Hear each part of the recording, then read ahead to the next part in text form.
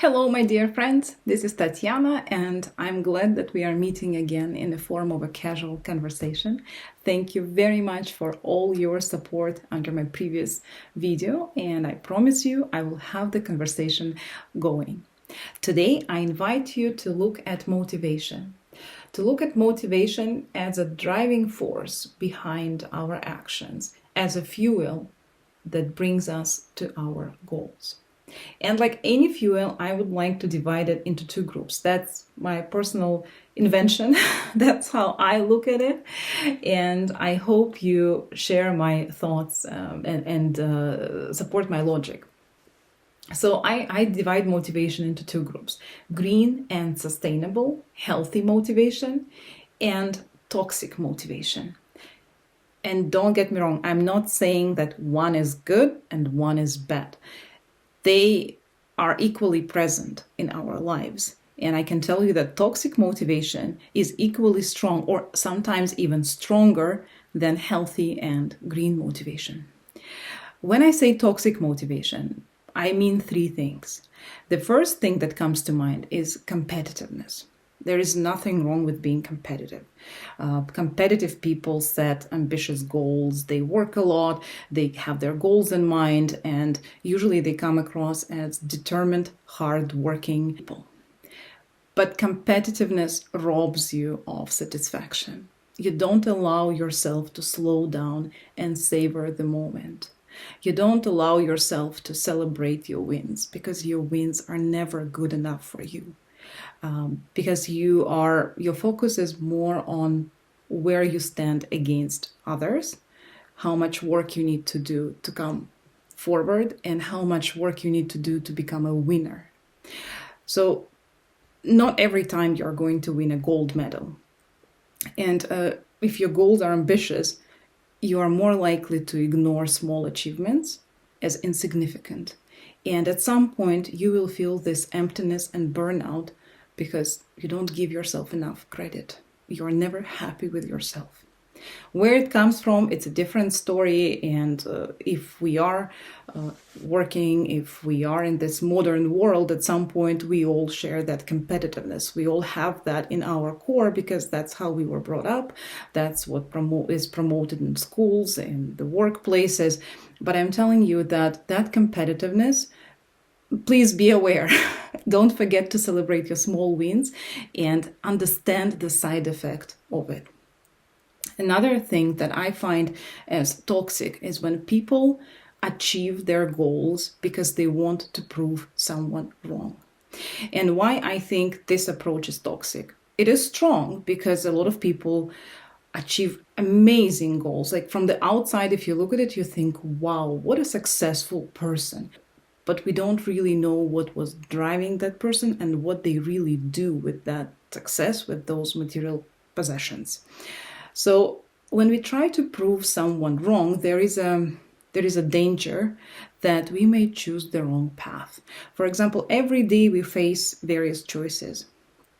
And if we are driven by someone else's disapproval of us, we may choose the wrong way because we think that way will prove that person wrong. But we may not necessarily choose what we truly want. So there is a risk that we may step far away from where we need to be and what we really want in our hearts. So of course, at some point, it will cause burnout, crisis, emptiness, and lack of that satisfaction. So, and the third toxic motivation. And again, this is my personal approach. This is how I divide it. You may agree with that or not. I'm very happy and curious to read your comments and thoughts about your way of motivating yourself and whether or not you agree with my approach. The third way is when you put other people's happiness above yours. So everything you do because you want to make other people happy. Usually it is the matter of how you look at it. For example, you want to make your parents happy, you want to make your kids happy, you want to make your teammates happy, but essentially you want that peace of mind when everybody around you happy and nobody bothers you. So as long as you are honest with yourself and you understand that somewhere deep inside at your core, you are not doing it for them. You are doing it for yourself, because this is your definition of happiness. If you want everyone around you to be healthy, happy, to have good, prosperous future, then you are doing it also for yourself. So as long as you are aware of your true motivation, as long as you are honest with yourself, this path won't cause you much trouble. But still, a lot of people, when they think that they do everything for others, they expect others to be grateful. But you cannot always control how people respond and how grateful they are. Some of them learn to take it for granted, and there is nothing you can do with that. They did not ask you for sacrifice. It was your decision. So as long as you are aware that when you are doing something and you think you are doing it for your child or for your spouse or for your team, you're also doing it for yourself. Just that by admitting it, you will save yourself some energy, and you will have less expectations of people around you, and they will find it easier to be with you. Because when we expect someone to pay us back, even though we may not pronounce it, that tension is still present, and people may not feel comfortable in that field. Sustainable, healthy motivation. That's a difficult one, because like any new energy, like any green energy, we have to be constantly aware what we are doing and why we are doing it. I believe healthy motivation is to be genuinely happy, to have your own definition of happiness, to have your own measurement of success and sticking to it. If for you success means waking up at 11 a.m. and working up until night because that's what suits you best, and having enough money to maintain that lifestyle, if that's happiness to you, and you have to stick to it. Because if someone tells you that happiness means, or success means, a designer bag or a big car or a nice house with a pool, then you may start questioning your own values. So healthy motivation comes from understanding of who we are as humans, what we can do for the world by utilizing our natural, genuine talents, so we don't get too exhausted.